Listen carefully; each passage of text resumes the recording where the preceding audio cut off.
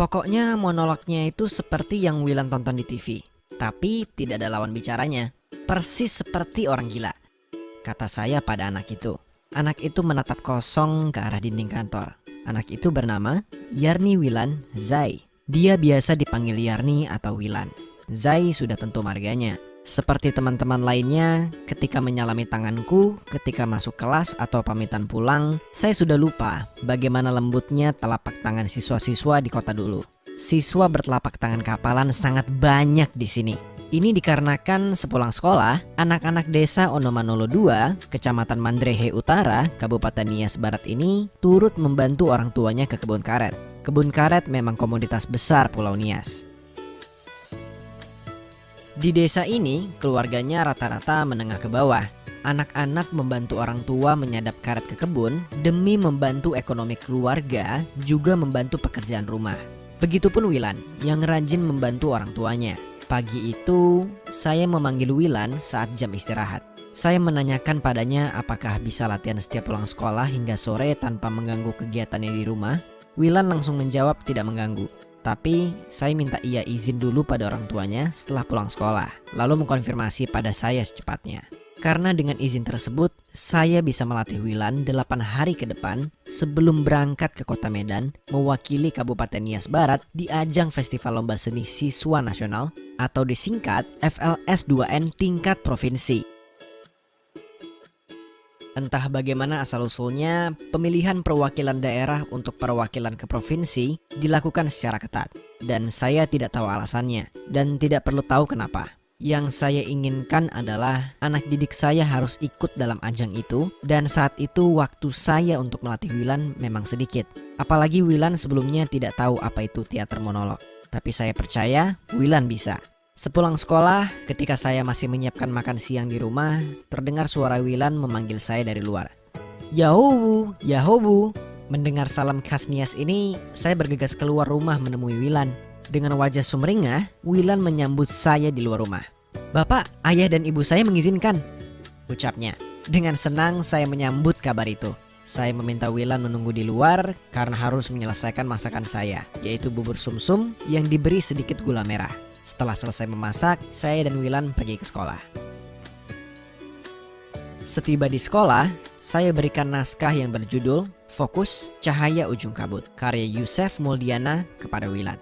Sebelum Wilan membaca naskah tersebut, pertama kali saya melatihnya membentuk vokal terlebih dahulu. Saya melatihnya melafalkan huruf vokal A, I, U, E, O dengan menggunakan suara perut. Karena suara saya yang mungkin terlalu keras membuat anak-anak di sekitar sekolah berkerumun. Saya meminta Wilan mengulangi apa yang saya lafalkan tanpa mengindahkan kehadiran anak-anak tadi yang mengintip dari jendela kantor. Itu saja yang saya latih kepada Wilan pada hari itu. Dan saya minta Wilan untuk mempelajarinya kembali di rumah dengan catatan tidak mengganggu kegiatannya malam itu. Esok hari saya mulai mengajari Wilan membaca naskah. Saya mengajarinya dari cara masuk ke panggung, blocking, mimik, gestur, artikulasi, jeda, dan lainnya. Saya juga mempersiapkan musik, properti, dan kostum dari bahan seadanya dan meminjam milik guru lain. Saya tidak melatih Wilan sendirian. Ada Ibu Nurul Salmah yang memperbaiki cara Wilan berjalan. Ibu Dewi Jinova, Bapak Aska Juanda, dan guru lainnya mengajari Wilan dan 2 murid yang lain. Jumat itu Wilan harus berangkat ke kota Medan bersama kepala sekolah beserta Festin dan Serius, teman sekelasnya yang saya latih di sela-sela melatih Wilan. Mereka berdua akan mewakili Nias Barat di bidang vokal solo. Saya juga diberi kepercayaan kepada sekolah di bidang vokal solo yang sebenarnya bukan bidang saya. Sebelum berangkat, mereka bertiga meminta doa pada saya agar bisa tampil maksimal di Medan. Kepala sekolah dan 3 anak itu berangkat hujan-hujanan dengan sepeda motor ke Bandara Binaka Gunung Sitoli. Setelah mereka sampai di Medan, tak hentinya saya menanyakan kabar tentang keadaan mereka, baik persiapan dan mentalnya. Suatu hari, kepala sekolah mengabari saya kalau ketiga anak saya belum bisa lolos ke babak selanjutnya.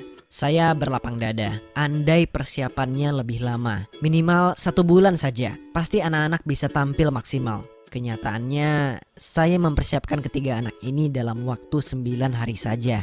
Ketika mereka pulang dan kembali sekolah, Wilan menangis menghadap saya. Festin tidak berani menampakkan wajahnya kepada saya. Serius, bersikap biasa saja. Maklumlah, seorang laki-laki memang agak cuek dengan keadaan. Mereka bertiga saya kumpulkan di pondok sebelah gedung sekolah. Mereka menunduk tak berani melihat wajah saya. Langsung saja saya mengalihkan perhatian mereka. "Wilan, Festin, serius?" Mereka mengangguk dan mengiyakan saya dengan lemah. "Kalian tidak perlu menyesalkan apa yang sudah terjadi. Kalian itu sudah hebat. Kalian berani mewakili kabupaten kalian ke tingkat provinsi. Tidak semua orang berkesempatan seperti itu. Kalianlah orang-orang yang terpilih. Itu harus kalian banggakan kepada anak cucu kalian nanti." Lanjut saya. Bagi saya, keterbatasan bukanlah hambatan untuk berkarya. Dan saya ingin mengajarkan kepada anak didik saya untuk menjadikan keterbatasan itu sebagai batu loncatan untuk maju ke depan mereka. Melihat anak didik saya mampu mengatasi keterbatasannya itu merupakan hal yang sangat berkesan bagi hidup saya.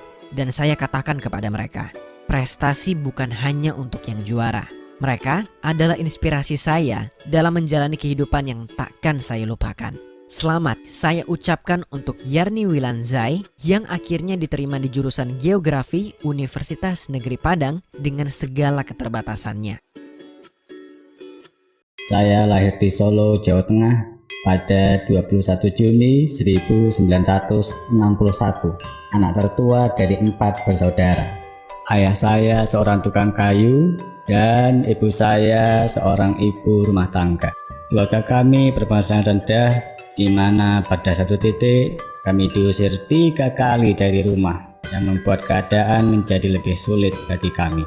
Ketika di sekolah dasar, saya melakukan banyak pekerjaan sebagai ojek payung, kuli panggul, dan berdagang untuk membantu keluarga.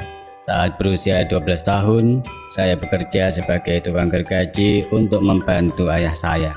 Meskipun hidup itu sulit, orang tua saya selalu memberi semangat untuk bekerja keras dan pantang menyerah. Semangat inilah yang membantu saya menyelesaikan pendidikan hingga lulus SMA. Setelah itu, saya mendaftar ke Universitas Gadjah Mada dan diterima di Fakultas Kehutanan.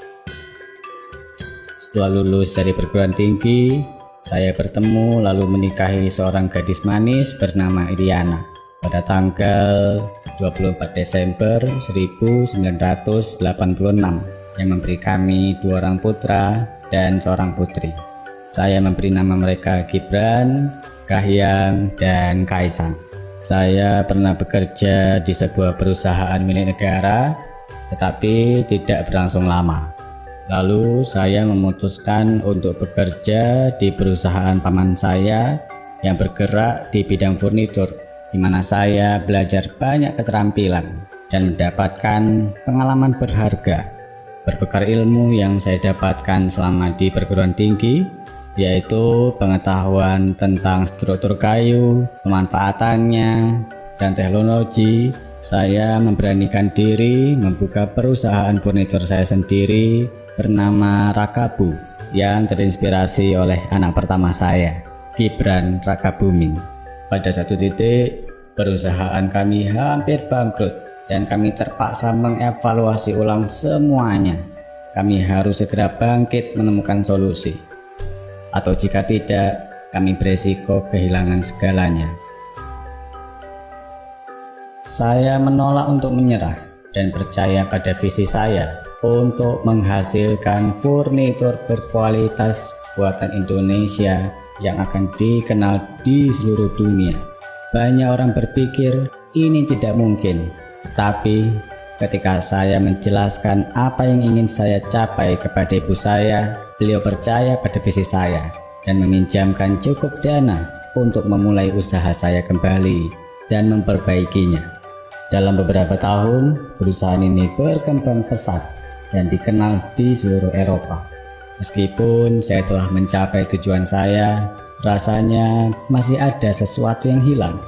Sampai akhirnya saya melakukan perjalanan bisnis ke Eropa dan menyadari apa yang benar-benar ingin saya lakukan. Pada saat berada di Eropa, saya perhatikan bagaimana infrastruktur meningkatkan kehidupan masyarakat sehingga memudahkan warga mereka.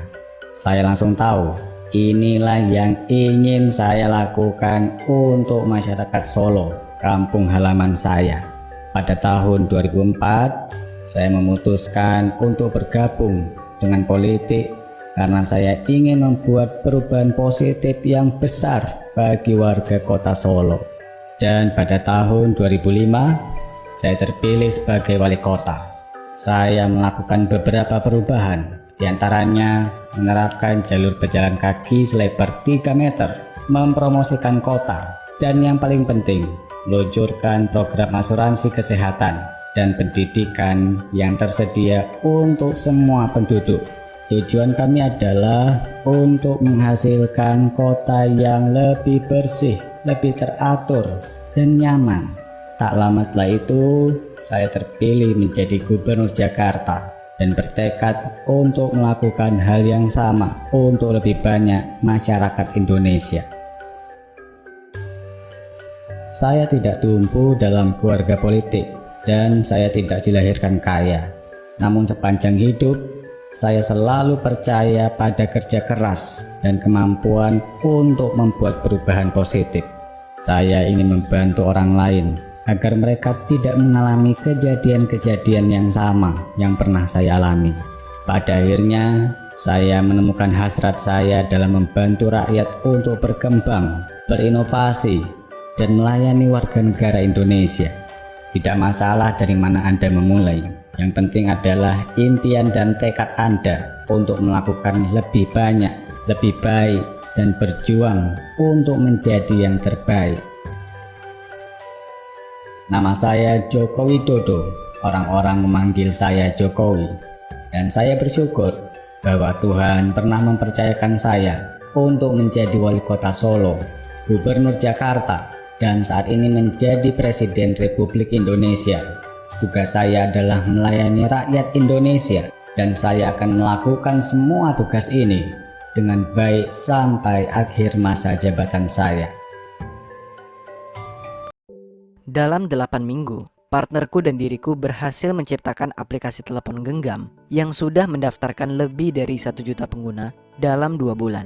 Mudah digunakan, menyenangkan untuk dilihat, dan dipuji akan pengaruhnya. Apa yang dimulai sebagai tiruan atas aplikasi yang disebut Foursquare berubah saat terjual seharga $1 miliar. Semua ini terjadi sebelum aku berusia 30 tahun. Aku lahir 30 Desember 1983 di Holliston, Massachusetts, dari keluarga berkecukupan. Ayahku seorang wakil presiden HRD pada sebuah perusahaan tos serba yang dikenal dengan TJ Maxx, dan ibuku seorang eksekutif marketing untuk banyak perusahaan .com termasuk Monster dan Zipcar. Mirip dengan ibuku, aku tertarik dengan dunia teknologi dan komputer. Dengan memainkan permainan komputer seperti Doom, aku pun mulai menciptakan levelku sendiri, didasari atas rasa penasaran. Terkadang, aku membuat program yang terlihat seakan-akan dihack pada akun AOL Messenger temanku. Dari kecil, aku memiliki keahlian memakai apa saja yang ada dan menyesuaikannya dengan kebutuhanku.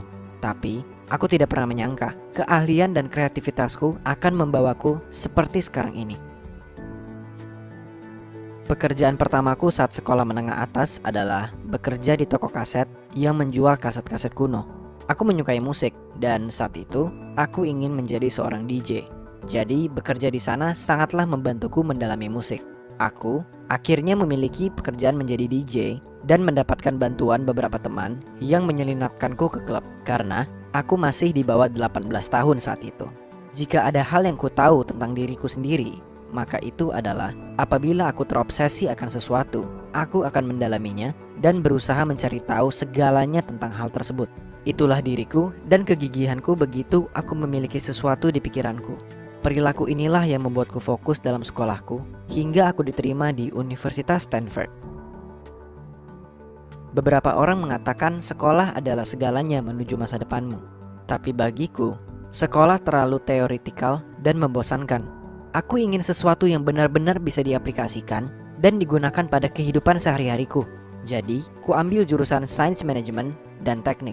Di waktu luangku, aku akan membuat program-program web atau menciptakan permainan untuk teman-temanku. Aku selalu melakukannya sebagai hobi yang menyenangkan dan sesuatu untuk dipelajari atau untuk bermain. Berita baiknya, aku belajar di sekolah yang memiliki fasilitas teknologi terbesar di dunia, Silicon Valley. Selama masa belajarku, aku bekerja magang di berbagai tempat. Dengan pengalaman paling berkesan, berada di sebuah startup berbagi podcast bernama Odeo. Aku belajar lebih dari yang bisa kupelajari lewat buku dan dari pendirinya yang kemudian menciptakan Twitter. Aku merasa hidup dan itu tidak pernah terasa seperti sedang bekerja. Tapi, aku berkeinginan untuk belajar lebih lagi dan menjelajah. Jadi, ku selesaikan kerja magang di sana dan selama masa seniorku di Stanford, aku mendapat pekerjaan di Google. Aku adalah manajer asosiasi pemasaran produk yang mengelola Google Calendar, Gmail, Docs, dan produk lainnya. Karena ini pekerjaan pertamaku, aku begitu bergairah berada di sana. Namun setelah 2 tahun, aku mulai merasa bosan dan memiliki keinginan yang tak dapat disangkal untuk melakukan lebih. Aku ingin menciptakan sesuatu yang keren dan menjadi wirausahawan, bukan tertahan dalam struktur perusahaan. Jadi, saat beberapa pegawai pergi untuk memulai produksi startup mereka, aku pun melangkah pada kesempatan untuk mencoba sesuatu yang baru dan ingin mengembangkannya. Aku keluar dari Google dan bekerja untuk Nextstop sebagai manajer produksi. Perlu diingat, aku tidak memiliki pelatihan formal untuk komputerisasi, jadi aku tidak bisa menjadi coder. Untungnya, startup tersebut mengizinkanku belajar dari coder mereka di malam hari dan akhir pekan. Aku bisa menghabiskan waktu berjam-jam menciptakan aplikasiku sendiri yang bernama Bourbon. Itu adalah aplikasi yang menyediakan orang banyak untuk bisa masuk, memasang foto-foto, dan menerima poin jika mereka berkumpul dengan teman mereka. Walaupun itu hanya purwarupa, itu menuntunku untuk menciptakan salah satu aplikasi yang paling banyak dipakai di dunia. Kupikir aplikasiku memiliki semua yang dibutuhkan untuk sebuah media sosial dan aku ingin mengembangkannya lebih lagi. Permasalahannya adalah waktuku sangat terbatas karena bekerja dan aku membutuhkan uang agar dapat mendirikannya dengan sukses. Saat berada di pesta startup, aku bertemu dengan 2 orang pemodal usaha. Kutunjukkan pada mereka perwarupaku dan mereka menyukai arah tujuanku. Dengan bersemangat, aku keluar dari pekerjaanku lagi, tapi kali ini untuk fokus pada produkku sendiri. Dalam 2 minggu, aku berhasil mengumpulkan $500.000 dari kedua pria tersebut. Aku kini memiliki aplikasi yang sempurna, uang untuk mengembangkannya, dan waktu. Tapi, aku kekurangan tim. Di 2010, aku berhasil menemukan teman kuliahku, Mike Krieger, pria 25 tahun yang saat itu bekerja untuk Mibo. Ia seorang teknisi komputer yang bekerja di bagian pengalaman pengguna dan desain. Setelah kujelaskan ide aplikasiku, ia keluar dari pekerjaannya dan bergabung denganku. Meskipun demikian, dia tidak sepenuhnya menjual produk tersebut. Kami berdua mundur selangkah dan sungguh-sungguh melihat kembali produk ini. Mike membantuku fokus akan permasalahan sesungguhnya. Apa yang ingin kami jadikan andalan dalam produk kami.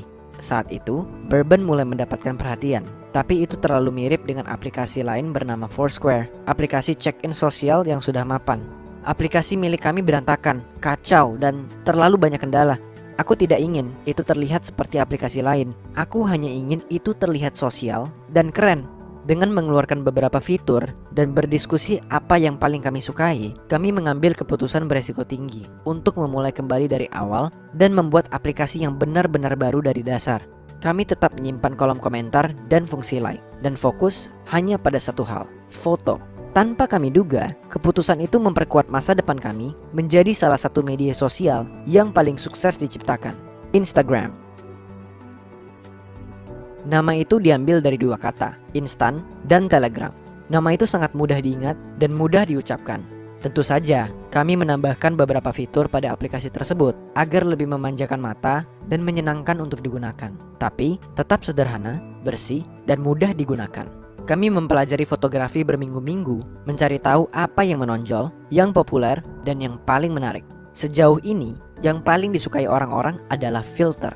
Dalam 8 minggu berikutnya, kami bekerja dengan obsesif menyempurnakan Instagram, mengetesnya pada teman-teman, dan membuatnya sesederhana dan semudah mungkin digunakan. Dan pada 6 Oktober 2016, kami meluncurkan iOS Apple. Hari berikutnya, kami menjadi aplikasi berbagi gratis peringkat atas. Kami tidak pernah menduga itu akan sangat populer. Awalnya, kebanyakan fotografer yang ngepost foto-foto mereka di aplikasi ini. Tapi, saat selebriti mulai menggunakannya, kami tahu ini akan meledak. Dalam 1 minggu, Instagram diunduh sebanyak 100.000 kali. Dan dalam 2 bulan, penggunanya melebihi 1 juta orang. Aku sudah cukup senang dengan 10.000 pengguna. Tapi saat menyentuh angka 1 juta lebih, aku tahu kami sudah menciptakan sesuatu yang besar. Hingga tahun berikutnya, kami mendapatkan lebih dari 7 juta pengguna aplikasi ini. Dan investor mulai menawarkan kami investasi bernilai jutaan dolar. Yang luar biasa gila, karena kami hanya memiliki kurang dari 10 pekerja di kantor kami. Penawaran terbesar datang di April 2012, saat Facebook membuat tawaran yang tak bisa dan tak mungkin kami tolak. Mereka membeli aplikasi kami yang membutuhkan waktu 8 minggu untuk dibuat seharga 1 miliar dolar. Dan semua itu terjadi sebelum aku berumur 30 tahun. Hari ini, Instagram memiliki lebih dari 800 juta pengguna aktif, lebih dari 300 juta story harian, lebih dari 95 juta foto dipasang per hari, 4,2 miliar like per hari, dan 40 miliar foto yang dibagikan. Saat orang-orang bertanya padaku apa yang membuat Instagram begitu penting, ku beritahu mereka. Setiap orang bisa menciptakan situs berbagi foto sosial, dan faktanya banyak orang memilikinya. Bagi kami, komunitas pemakai adalah aset terbesar kami. Jadi, kami perlu menjaganya, membuat mereka bahagia. Namaku Kevin Systrom, dan bersama Mike Krieger, aku menciptakan aplikasi mendunia 1 miliar dolar yang dikenal sebagai Instagram. Di sekolah, aku salah satu murid terpintar dan selalu mendapatkan nilai baik. Tapi, aku tak pernah menyadari teman sekelasku mengambil keuntungan akan tanggung jawabku di sekolah. Semua itu terjadi tahun lalu, di mana aku menjadi murid yang sedih dan pemalu. Aku sedih dan cemas setiap saat memikirkan hal-hal kecil yang membuatku lelah sepanjang waktu. Aku sulit tidur atau makan karena aku juga berhenti bicara dengan teman-temanku. Semua seakan palsu dan aku mulai berpikir kalau mereka nggak begitu peduli denganku. Teman sekelasku menginginkanku mengerjakan tugas mereka dan bahkan mama membuatku mengerjakan tugas adikku dan tidak peduli apa yang kurasakan. Semua orang memperlakukanku lebih seperti buku pelajaran dibandingkan manusia yang bisa ditanyai tentang semua tugas dan tes. Mereka bahkan menanyakan jawaban untuk tugas kami di mana awalnya aku tak masalah. Sampai mereka menanyakanku tentang segala hal dan tidak membiarkanku mengerjakan tugasku sendiri. Saat ku minta mereka berhenti, mereka akan berteriak padaku dan mengatakan bahwa aku adalah orang yang jahat. Dan di satu titik, aku mulai mempercayai itu. Ku yakinkan kalau diriku memang orang jahat, jadi aku mulai berhenti peduli akan segala hal. Kujauhkan diriku dari semua teman dan keluargaku. Aku merasa tidak aman akan pemikiran mereka bahwa aku bukan siapa-siapa. Aku akan menghabiskan waktu seharian menangis di kamar dan gak ada seorang pun yang tahu ataupun peduli padaku. Aku bahkan terkena serangan panik dan gak ada yang peduli. Saat itu aku menangis semalaman. Aku begitu khawatir karena aku pikir semua orang membenciku. Segalanya berubah saat kuputuskan itu sudah cukup. Sejak tak ada yang peduli pendapatku, jadi kuputuskan untuk pergi ke psikolog. Ia membuatku mengerti akan perasaanku lebih lagi dan membantuku melaluinya. Ia membuatku merasa penting dengan mendengarkanku dan berkata bahwa segalanya akan baik-baik saja, bahwa aku hanya perlu mengatakan pada orang lain apa yang kurasakan sebenarnya. Ia mengajariku untuk santai dan bilang bahwa memberitahu orang lain untuk berhenti bukan berarti aku ini jahat, melainkan cara menjaga diriku sendiri. Semua orang punya batasan dan aku menemukan batasanku. Sejak itu, aku mulai berinteraksi dan memberitahu orang lain apa yang kurasakan dan itu membuatku merasa lebih bahagia dan percaya diri. Bukan hal yang buruk untuk menjaga dirimu sendiri. Kalau kamu pernah merasa nggak nyaman akan sesuatu, kamu harus mengatakannya atau nggak akan ada yang tahu. Nggak baik menyimpan semua sendirian yang justru membuatmu sedih atau kesepian bahkan nggak berarti. Jadi kumohon, sekali lagi kumohon, katakan apa yang kamu rasakan. Aku tumbuh miskin di area proyek perumahan di Brooklyn, New York. Kata tidak lebih sering kudengar dibandingkan ya. Tapi aku tidak pernah membiarkan hal seperti itu menghentikanku membangun perusahaan makanan terbesar kelima di dunia. Sekarang, aku berada di urutan ke-232 orang terkaya di Amerika dengan pendapatan bersih senilai 2,9 miliar dolar Amerika. Aku lahir 19 Juli 1953 di keluarga yang pas-pasan. Keuangan kami tidak begitu baik dengan ibuku bekerja sebagai resepsionis dan ayahku yang seorang veteran Perang Dunia Kedua bekerja sebagai supir pengantar popok. Mereka tidak memiliki ijazah sarjana, tapi mereka bekerja keras untuk keluarga dan mereka mencintai pekerjaannya. Aku tidak tahu apakah mereka pernah menikmati hidup mereka. Ketika pergelangan kaki ayahku patah saat bekerja, itu membuat kami jatuh miskin. Dengan sedikit uang di kantong, biaya pengobatan yang harus dibayar, kami berusaha hidup dari hari ke hari. Sulit melihat orang yang suka bekerja bergumul untuk bertahan hidup. Aku berjanji pada diriku sendiri, itu tidak akan terjadi lagi pada siapapun. Kebanyakan orang mulai bekerja di usia 18 tahun. Pekerjaanku dimulai di usia 12 tahun. Aku menjual koran dan bekerja di kafe lokal. Kurasa kalian bisa bilang masa kecilku bukan masa kecil anak-anak biasa, kecuali untuk berolahraga. Aku bukan murid yang selalu mendapatkan nilai A atau yang diprediksi akan sukses. Tapi aku jago di olahraga football Amerika. Itu merupakan caraku untuk lari sejenak dari duniaku dan menikmati sesuatu yang kukuasai. Aku bekerja keras dan mendapatkan beasiswa olahraga ke Universitas Northern Michigan, di mana aku menjadi yang pertama di keluarga yang kuliah. Aku tahu aku tidak akan menjadi pemain football profesional, tapi aku juga tahu aku ingin kuliah. Aku bekerja keras untuk itu dan menjadi yang pertama lulus sarjana di keluargaku. Aku bekerja di bidang apa saja dan selalu bertekad untuk sukses dalam pekerjaanku. Di usia 26 tahun, aku menjabat wakil presiden divisi penjualan pada sebuah perusahaan peralatan rumah tangga Swedia. Bukan IKEA, jika itu yang kalian pikirkan. Beberapa orang berpikir, hal ini sudah bisa dibilang sukses. Maksudku, wakil presiden bukanlah pekerjaan yang mudah di usia tersebut, tapi tidak bagiku. Aku tidak bahagia, senang, ataupun merasa puas. Sampai aku mengunjungi toko yang menempatkan pesanan jumlah besar untuk salah satu produk kami, alat penyeduh kopi. Saat itu, kedua pemiliknya menjual biji kopi, teh, dan rempah-rempah, juga aksesoris pembuat kopi. Aku merasakan semangat dan kecintaan mereka untuk sesuatu yang sederhana seperti kopi. Kopi, percayakah kalian? Tolong diingat, itu di tahun 1981, di mana kopi adalah minuman cepat saji yang biasa diminum di hari kerja. Aku tahu, disinilah aku ingin berada. Aku jatuh cinta dengan apa yang mereka ciptakan dan kecintaan mereka terhadap sesuatu yang dipandang sebelah mata. Selama 1 tahun, aku menelepon, bertanya, memohon, dan mengunjungi mereka untuk membiarkanku bergabung dengan tim mereka. Aku pasti benar-benar membuat mereka kesal, karena belakangan di tahun itu, aku menjadi direktur marketing mereka. 1 tahun bekerja, aku melakukan perjalanan bisnis ke Milan. Dan yang kulihat di sana adalah budaya minum kopi yang sangat berbeda dengan Amerika. Orang-orang benar-benar duduk sambil menikmati minuman mereka. Kopi lebih dari sekedar minuman, itu adalah sebuah jalinan, tempat di mana orang-orang berkumpul, ngobrol, dan menikmati kopi yang diseduh dengan baik. Inilah yang kami butuhkan, pikirku. Itu adalah momen pentingku yang kedua. Aku memberitahu pemilik tentang pandanganku, tapi mereka tetap ingin berada di bisnis yang berjalan saat ini dengan menjual barang jumlah besar, bukan minuman untuk perorangan. Aku tidak bisa menyalahkan mereka. Orang Amerika pada zaman itu bahkan tidak tahu apa itu latte. Kuputuskan untuk menciptakan kedai kopiku sendiri. Tantangannya adalah bagaimana mengumpulkan 1,6 juta dolar dalam 1 tahun. Aku berbicara dengan 242 orang dan 217 orang berkata tidak. Artinya 90% mengatakan tidak.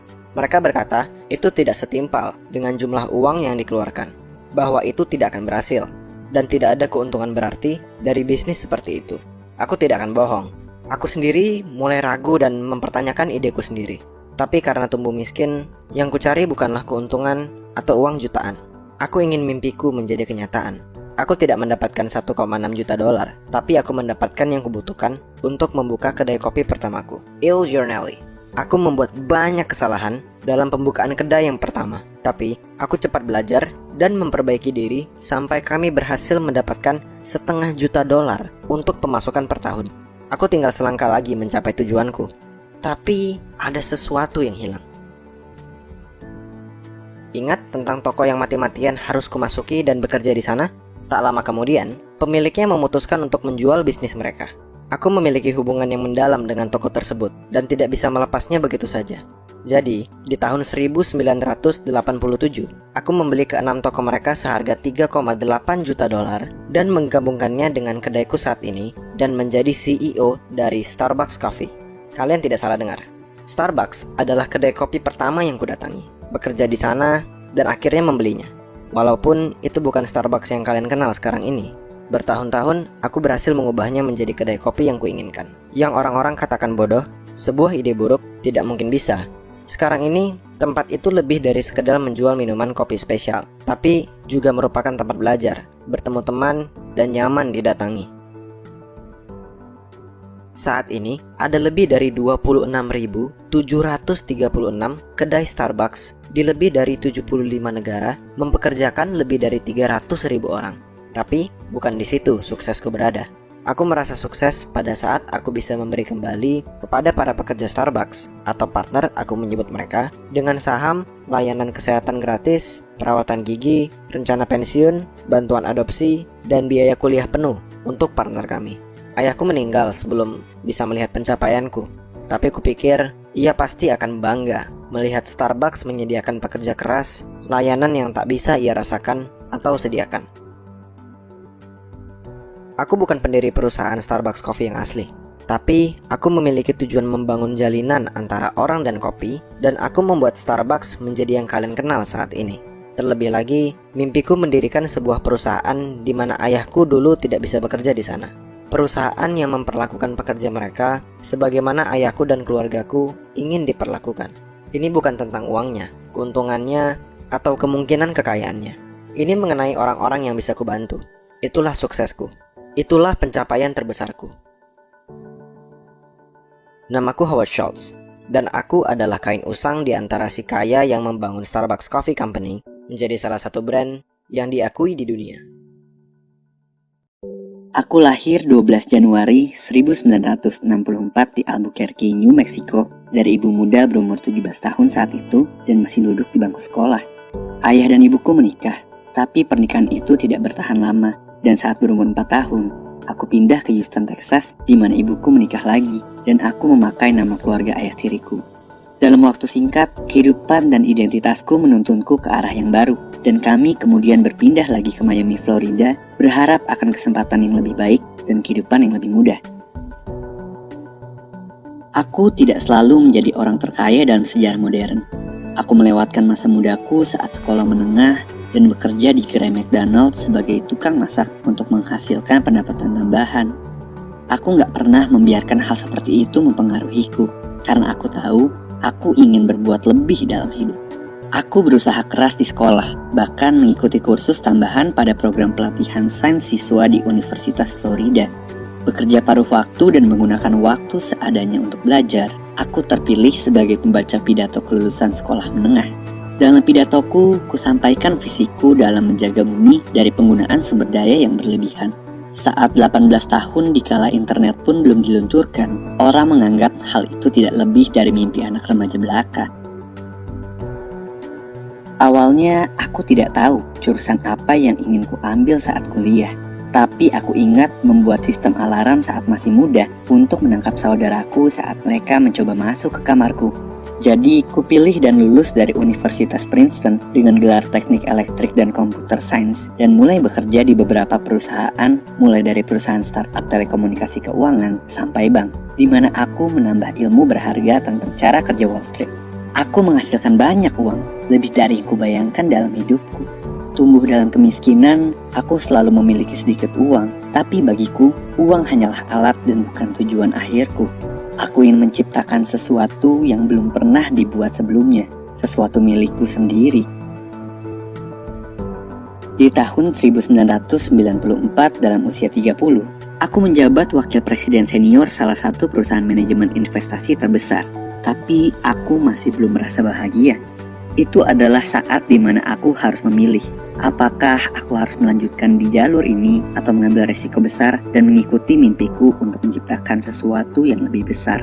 Setelah kutulis rencana bisnisku, aku keluar dari pekerjaanku dan mulai mencari investor untuk perusahaanku sendiri. peringatkan mereka akan kemungkinan gagal sebesar 70% dalam bisnis baruku ini, karena ide untuk menyatukan internet dan perdagangan belum pernah dilakukan sebelumnya. Para investorku memiliki ambisi yang sama sepertiku, dan pada 5 Juli 1994 meluncurkan bisnis di garasiku sendiri. Awalnya kami hanya menjual buku-buku, tapi aku tahu sejak awal kami ingin menjual apa saja yang orang-orang inginkan. Dari awal aku sudah memprediksi bahwa internet akan mengevolusi gaya hidup masyarakat, dan toko buku sepertinya salah satu dari sekian banyak hal yang akan berubah. Internet saat itu masih sangat baru, tapi tak butuh waktu lama hingga orang-orang mulai memesan segala jenis buku melalui website kami, dan kami pun mulai menjual musik serta video. Untuk mengembalikan nostalgia masa kecilku, kupasang bel untuk memberi tanda semua orang saat kami mendapatkan pesanan. Tapi setelah beberapa minggu, kami matikan bel tersebut karena kami menerima terlalu banyak notifikasi dan suara bel itu mulai terasa mengganggu. Saat kami menjual barang-barang selain buku, di tahun 2000 perusahaanku mengalami kerugian. Kombinasi dari persaingan sengit dan anjloknya saham perusahaan berbasis online yang dikenal dengan .com bubble burst menuntun kami menuju kebangkrutan. Banyaknya startup online dan perusahaan mulai menghilang dan gulung tikar di sekitar kami dan yang lainnya. Termasuk diriku, tidak yakin kami akan bertahan. Dengan keberuntungan, kami berhasil meminjam dan mengumpulkan hampir $2 miliar dari beberapa bank dan investor beberapa minggu sebelum ledakan itu terjadi dan berhasil keluar dari kekacauan tersebut. Selama masa tersebut, kami mengikuti 3 prinsip utama. 1. Pelanggan adalah raja. 2. Tetap inovatif dan selalu inventif. Dan 3. Bersabar. Bagi kami, inventif lebih dari sekedar perdagangan online. Itu memiliki arti bahwa kami tidak sempurna dan kami akan berusaha memperbaiki kesalahan kami. Apa yang dimulai sebagai toko buku online sederhana berubah menjadi toko perdagangan online di mana siapapun bisa menemukan apa saja dari A sampai Z begitu logonya muncul. Awalnya itu tidak selalu disebut Amazon. Saat pertama, aku ingin menamainya Kadabra atau Relentless, tapi tidak jadi keduanya. Akhirnya aku pilih Amazon karena merupakan sungai terbesar di dunia berdasarkan volumenya. Tapi aku ingin melakukan yang lain selain dari perdagangan online. Jadi diam-diam kudirikan Blue Origin, sebuah perusahaan startup pesawat ruang angkasa untuk penerbangan manusia di tahun 2000. Di tahun 2015, kami mengetes perjalanan luar angkasa pertama kami dan berencana untuk memiliki penerbangan komersil ke luar angkasa di tahun 2019. Aku ingin hidup di dunia di mana semua orang bisa menjelajahi alam semesta, seperti mereka menjelajah menggunakan pesawat terbang ke seluruh penjuru dunia. Mungkin terlihat mustahil, tapi beberapa waktu lalu, satu-satunya caramu untuk membeli buku adalah dengan mendatangi tokonya. Dari semua tujuan yang kumiliki, menjadi sentimilioner pertama di daftar orang kaya versi Forbes bukanlah salah satunya. Tujuanku selalu untuk memproduksi jasa yang dapat mempermudah hidup dan lebih baik untuk sesama. Sebuah tugas yang tidak selalu mudah untukku. Kami mengevolusi cara pandang masyarakat dalam membeli barang, kebutuhan, dan jasa yang mereka perlukan. Membuatnya sedemikian rupa agar mereka tidak perlu bersusah payah keluar rumah untuk mendapatkan barang yang mereka inginkan. Suksesku datang dari giat bekerja untuk mencapai tujuanku. Masalahnya dengan ambisi adalah hal itu tidak akan pernah redup sepenuhnya, dan apabila sekali tujuan berhasil dicapai, maka yang lainnya akan mengikuti. Aku ingin percaya bahwa rasa bangga dan senang bisa didapatkan melalui pencapaian yang diraih, tapi kamu tidak akan bisa tenang akan kemenanganmu untuk waktu yang lama atau hidupmu akan menjadi stagnan. Kamu harus berjuang dan meraih tujuan serta pencapaian yang lain. Mungkin terlihat melelahkan, tapi saat kamu memiliki gairah hidup dan keinginan untuk menciptakan sesuatu yang berguna untuk dunia, gairah itu akan memberimu energi yang kamu butuhkan. Kerja keras akan terasa menyenangkan, dan itu juga akan memberi makna pada tujuanmu.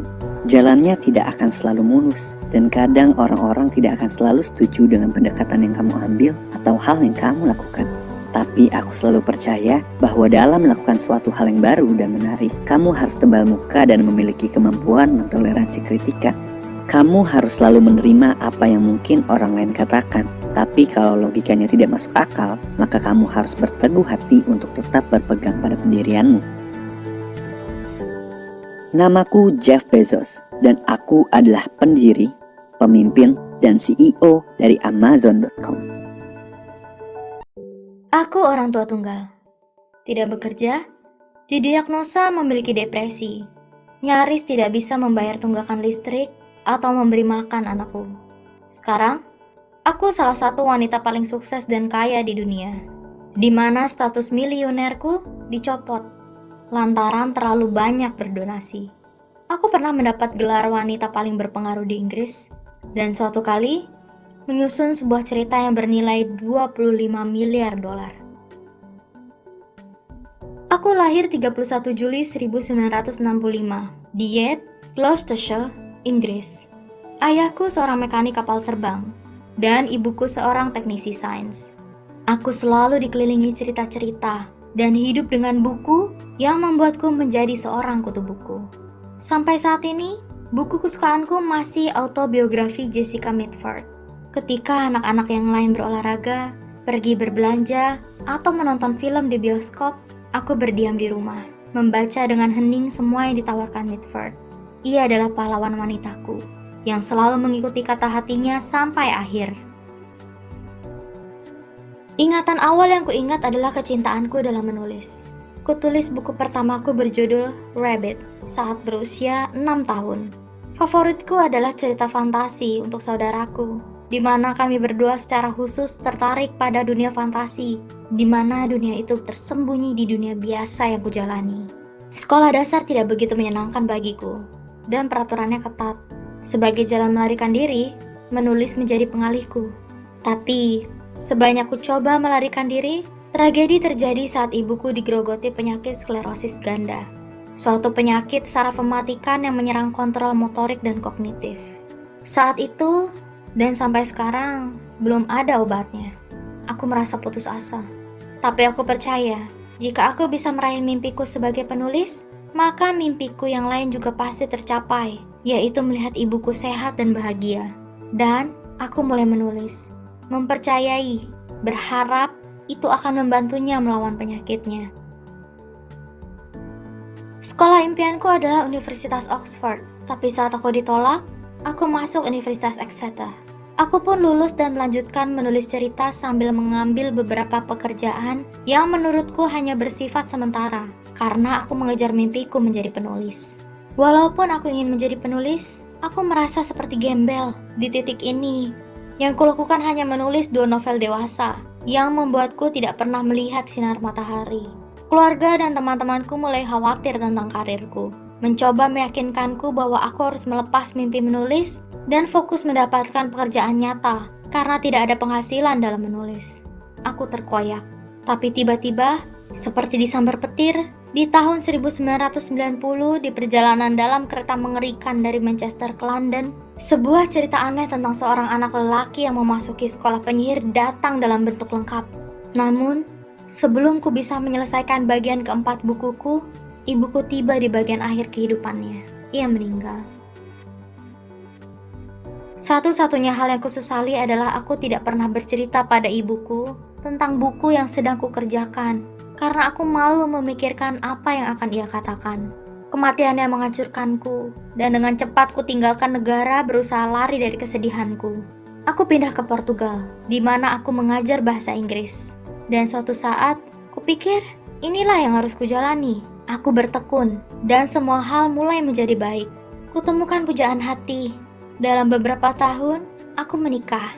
Tak lama, kulahirkan putriku, Jessica, seperti penulis kesukaanku, Jessica Mitford. Sayangnya, 4 bulan setelah kelahiran Jessica, ayahnya dan aku bercerai. Aku tidak tahu ada di mana dan apa yang harus kulakukan. Aku seakan terhilang dan memutuskan untuk kembali ke Edinburgh. Pernikahanku hancur lebur.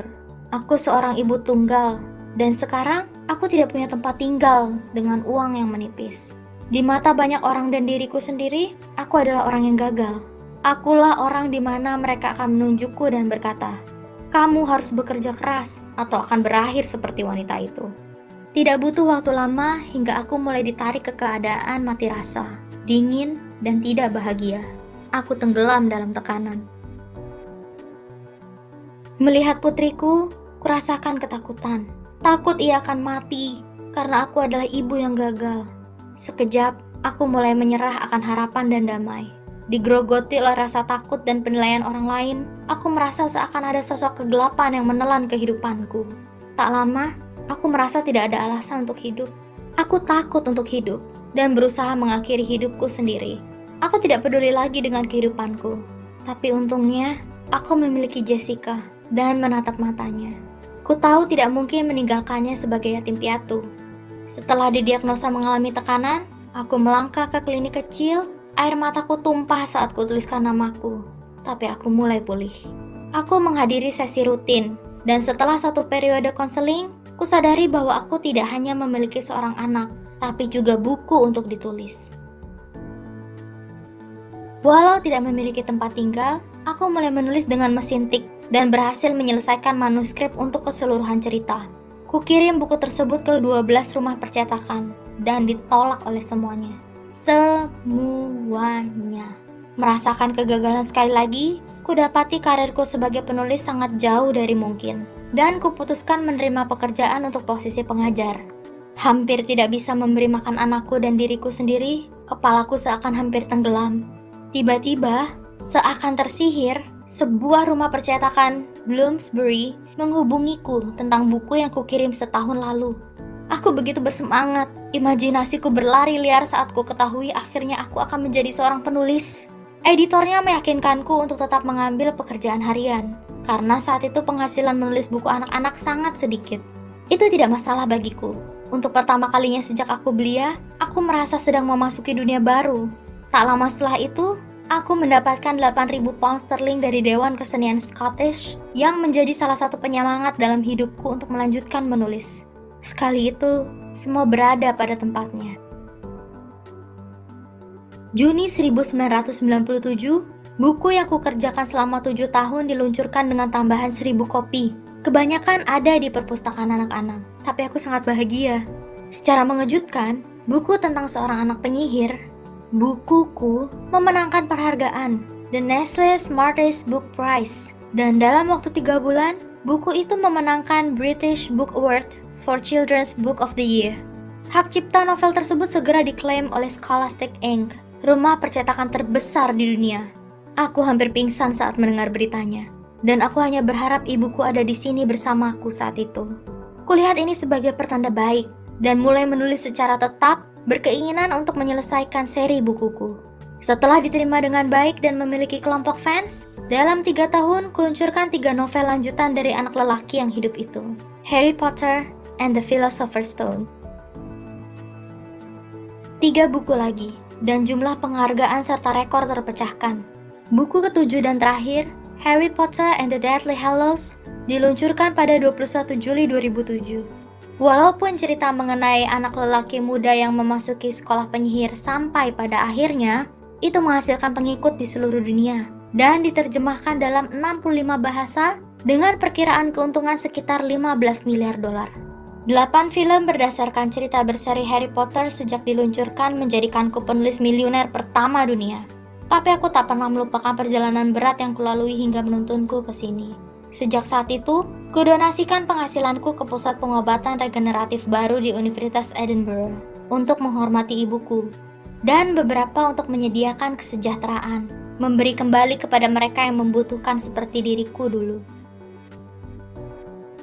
Aku tak perlu lagi khawatir apakah memiliki cukup uang untuk membayar tagihan ataupun kecemasan bercerita pada orang lain bahwa aku mengikuti mimpi masa kecilku dan menjadi penulis. Aku masih dalam jajaran penulis berpenghasilan tinggi di dunia. Tapi seperti Harry Potter, hidup bahagia dikelilingi keluarga dan teman-teman adalah kekayaan yang dibutuhkan setiap orang. Terkadang, beberapa hal tidak berjalan seperti yang kita inginkan. Kadang kita menemukan diri kita dalam situasi tersulit, hilang arah, dan kebingungan dalam kegelapan. Dan kadang, pertanyaan apakah semua ini akan menjadi lebih baik. Tapi saat kita naiki kereta itu, tidak tahu pasti kemana arah tujuanmu, kamu hanya perlu percaya pada diri sendiri bahwa di akhir perjalananmu, kamu pasti akan mencapai tujuanmu. Aku tak punya kesempatan untuk memberitahu ibuku bahwa aku seorang penulis, dan aku tak pernah berbagi ceritaku dengannya. Tapi aku ingin percaya bahwa ia adalah fan terbaikku. Namaku Joanne Rowling. Kalian mengenalku sebagai J.K. Rowling. Dan aku adalah seorang penulis dari buku berseri Harry Potter. Aku tinggal di pedalaman Kalimantan Barat. Keluargaku dari kalangan menengah bawah dan nggak berpendidikan. Ayah dan ibuku, keduanya yatim piatu. Mereka petani miskin yang tidak mengenyam pendidikan. Ayahku buta huruf, sedangkan ibuku bisa sedikit membaca dan menulis. Sampai saat ini, ayahku masih belum bisa baca tulis. Tapi yang membuatku kagum pada kedua orang tuaku, mereka sangat positif. Mereka selalu semangat dan memotivasiku, dan enggak pernah sedikit pun melarang saat aku ingin sekolah. Satu pesan mereka, aku harus bisa menjalani dan bertanggung jawab atas semua keputusanku. Karena dukungan dan doa dari orang tua lah, aku bisa meneruskan sekolahku sampai SMA. Tamat SMA, aku ingin meneruskan kuliah. Tapi orang tuaku bilang kalau mereka sudah enggak sanggup membiayai. Karena untuk sekolah selama ini, aku dibantu oleh para sepupuku. Akhirnya, karena nggak ada biaya buat kuliah, kuputuskan bekerja sebagai penagih koperasi di Provinsi Kalimantan Barat. 6 bulan bekerja di sana, aku pindah dan bekerja sebagai pembuat roti di restoran Oriental. Pekerjaanku sebagai pembuat roti terasa sangat berat dan susah. Aku berpikir betapa pentingnya pendidikan dan aku harus memilikinya. Karena aku nggak mau terus hidup seperti ini. Karena tanpa pendidikan, aku nggak bisa berbuat apa-apa. Tahun 2012, aku mengikuti ujian seleksi UMPT, ujian masuk perguruan tinggi. Dan dengan kerja keras, aku akhirnya diterima di sebuah perguruan tinggi di jurusan biologi, serta berhasil mendapatkan beasiswa. Aku ingin kuliah di Jakarta, tapi uang yang kukumpulkan semasa aku bekerja sebagai penagih koperasi dan pembuat roti nggak cukup. Jadi orang tuaku pinjam uang pada Pak Ferdinand, yang sudah kami anggap seperti saudara, karena beliau yang selalu dukung keluargaku dan aku.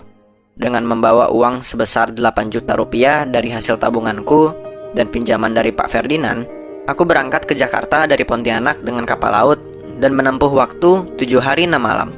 Karena aku nggak mau uangku berkurang untuk membeli tiket pesawat yang harganya lumayan mahal.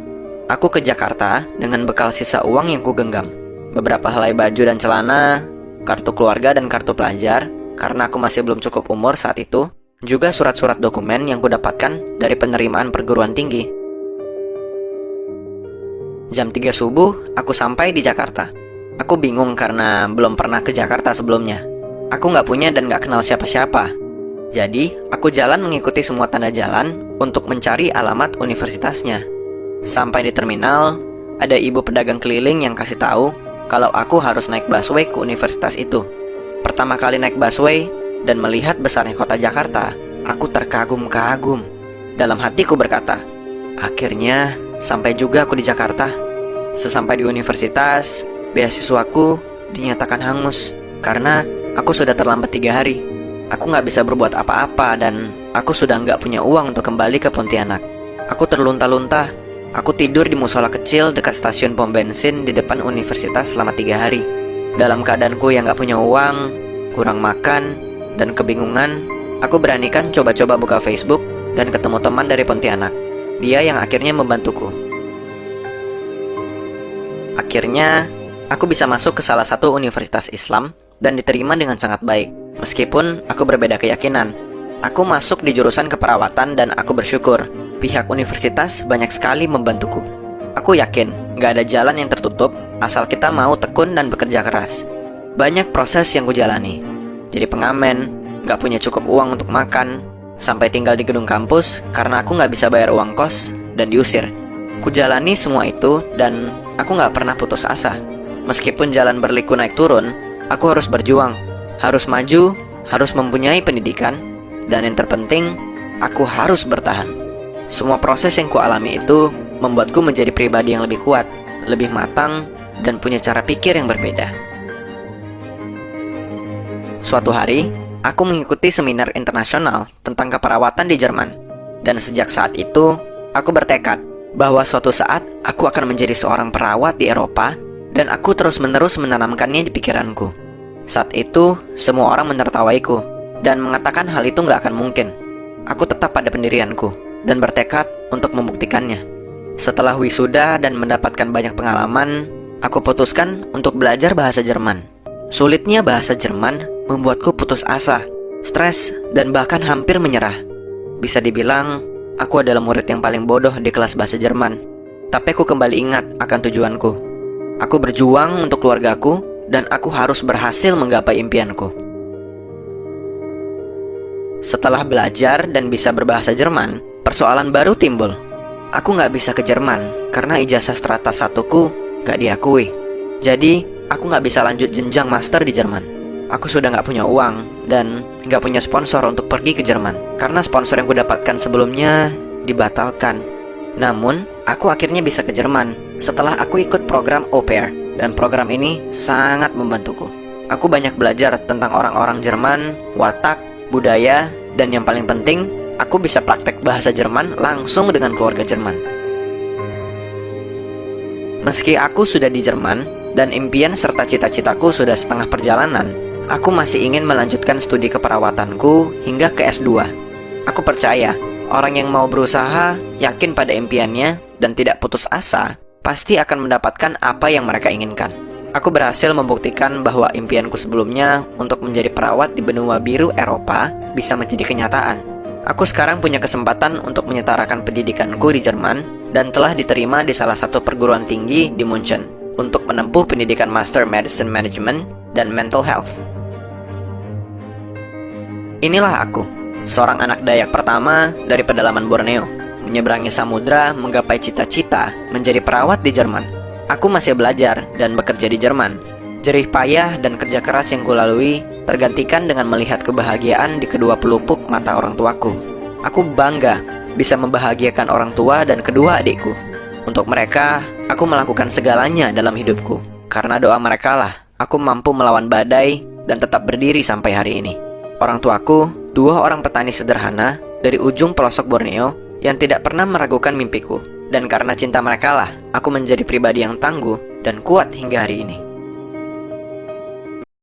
Aku lahir 3 November 1900 di kota kecil bernama Herzogenaurach, Jerman. Ibuku membuka jasa laundry, dibantu oleh kakak lelaki dan perempuanku. Kami terkenal di kota sebagai bocah laundry, tapi aku tak masalah dengan itu, karena selalu teralihkan dengan pekerjaan ayah. Beberapa tahun kemudian, ia terpaksa menutup usaha tekstil keluarga dan dipaksa untuk bekerja di perusahaan lokal sebagai tukang sepatu. Sulit baginya melihat usaha keluarga hilang. Tetapi jika bukan karena hal itu, aku tidak akan mungkin menciptakan salah satu brand terkenal di dunia. Seingatku, aku selalu menyukai olahraga, dan aku jago dalam bidang itu. Bukan hanya di satu atau dua bidang, lari dan lintasan, ski, sepak bola, football, tinju. Aku menyukai segalanya tentang olahraga. Tapi aku juga merasa risih oleh hal yang sama di semua olahraga. Sepatu. Mohon diperhatikan, itu tahun 1918. Dan saat itu, sepatu ya hanya sepatu. Bagiku, terlihat salah memakai sepatu yang sama untuk lari dan sepak bola karena olahraganya berbeda. Jadi, kubuat revolusi di dunia olahraga dengan menciptakan sepatu khusus olahraga profesional yang akan meningkatkan performa.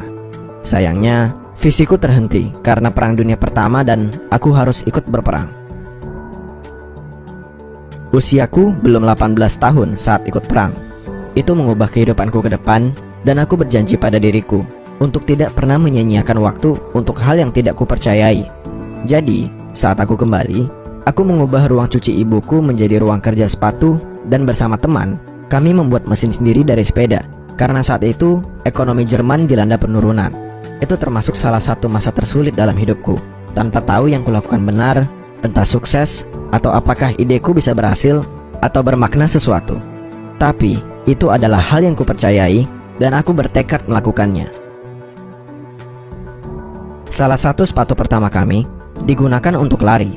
Aku bereksperimen dengan bermacam tipe bahan mulai dari kulit kanguru sampai kulit hiu. Tapi akhirnya, aku memilih kulit sapi dan menambahkan paku yang dipasang terbalik pada bagian bawah sepatu. Saat kutunjukkan ke orang-orang, mereka merasa itu hal yang lucu dan aneh, serta berkata itu tidak akan bisa digunakan. Aku tidak peduli ucapan mereka dan percaya pada produk dan melanjutkan pekerjaanku. Untungnya, kakak lelakiku melihat potensi dan bergabung denganku. Dia sangat ahli di bisnis dan marketing. Kami menciptakan Dassler Brothers Sports Shoe Factory. Pada Olimpiade Jerman tahun 1936, kami melihat kesempatan emas untuk menunjukkan pada dunia bahwa sepatu buatan kami adalah apa yang dibutuhkan oleh para atlet. Kami akan melengkapi para atlet dari seluruh dunia dengan sepatu kami, agar bisa dilihat di panggung dunia. Melihat sepatu kami berhasil, banyak atlet yang memenangkan lomba dan memberikan pujian positif untuk sepatu kami. Sepatu kami mencapai panggung dunia saat pelari Amerika Jesse Owens memenangkan 4 medali emas dengan sepatu lari kami. Dunia olahraga belum pernah melihat sepatu seperti itu sebelumnya, dan pesanan mulai berdatangan. Namun, di saat kami membuka pabrik baru dan berkembang, Perang Dunia Kedua terjadi, dan itu mengubah semuanya. Untuk menjaga bisnis tetap berjalan, kami diwajibkan bergabung dengan Partai Pekerja Nasional atau beresiko kehilangan segalanya dan harus memecat 100 karyawan lebih. Aku merasa terpuruk akan segalanya. Yang kupikirkan adalah olahraga dan kemampuannya untuk menyatukan orang dari berbagai kalangan warna dan nasionalitas, bukan perang yang memisahkan antara keluarga dan orang-orang. Kakak lelakiku dan aku pergi berperang, tapi tidak seperti kakakku, aku dibebas tugaskan lebih awal agar bisa mengurus bisnis. Kami berusaha mengatasi jarak melalui berkirim surat, tapi kakakku merasa aku tidak menjalankan bisnis dengan baik, dan kami mulai sering beradu pendapat. Akhirnya, setelah kakakku pulang dari perang, kami memutuskan untuk berpisah jalan dan tidak pernah bicara satu sama lain. Kakakku menjadi salah satu pesaing besarku dengan perusahaan sepatunya sendiri, Puma. Saat Amerika memberikan bantuan untuk memulihkan ekonomi Jerman setelah perang, mereka menyediakan bahan-bahan sisa perang yang bisa kupakai untuk melanjutkan pekerjaanku. Aku punya pekerja, bahan, semangat inovasi, tapi kehilangan nama untuk brand sepatuku. Aku ingin menamainya dengan 2 huruf pertama dari nama depan dan 3 huruf pertama dari nama keluargaku. Tapi itu sudah ada yang memakainya. Jadi saat didaftarkan, kuputuskan menambahkan huruf I di antaranya yang membuat nama resmi perusahaan sepatuku menjadi Adidas. Kupikir itu cukup, karena bagaimanapun nama panggilanku juga Adi. Untuk logonya, kuingat membuat sepatu football dengan 3 garis di bagian samping untuk memberikan keseimbangan. Kupikir itu adalah simbol sempurna yang menunjukkan semangat inovasi, juga merek dagang untuk produk kami, dan kemudian menjadi 3 garis yang terkenal. Beberapa tahun ke depan, kami lanjut mengembangkan teknologi baru, selalu mencoba ide-ide baru, bahkan berkonsultasi dengan ahli ortopedi, dan bekerja langsung dengan para atlet dengan mendengarkan apa yang mereka butuhkan, penyesuaian apa yang mereka suka dan tidak. Kukira hal ini yang membedakan kami dengan perusahaan kompetitor lain. Kami mendengarkan apa yang orang inginkan, dan bersama, kami merealisasikan ide menjadi nyata yang membuat olahraga lebih baik. Khalayak menyukai Muhammad Ali dan menciptakan sepatu boots legendaris atau sepatu tenis revolusioner milik Stan Smith, yang kemudian menjadi ikon fashion yang menunjukkan pada dunia bahwa satu sepatu tidak cocok untuk semua kebutuhan. Ini selalu mengenai sepatu dan orang-orang yang berolahraga, kompetisi atletik, pertukaran, dan bagian dari gaya hidup. Bagaimana itu menyatukan orang bersama, menciptakan yang menang dan yang kalah, dan menjadi saksi mereka yang kehilangan kemenangan, dan menjadi pelopor di zaman mereka. Kami percaya bahwa sepatu lebih dari sebuah alat. Itu adalah perwujudan dari semua generasi sebagai simbol kemampuan. Tapi yang terpenting, tekad pantang menyerah. Namaku Adolf Adi Dassler, dan aku pendiri perusahaan perlengkapan olahraga Adidas.